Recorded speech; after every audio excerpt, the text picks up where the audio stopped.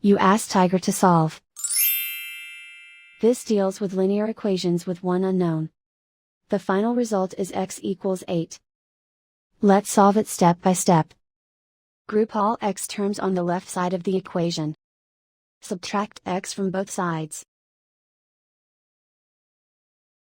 Group like terms.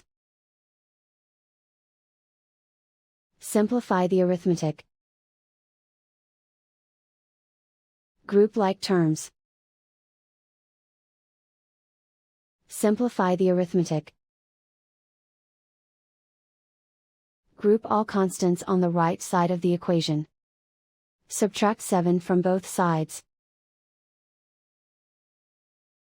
Simplify the arithmetic.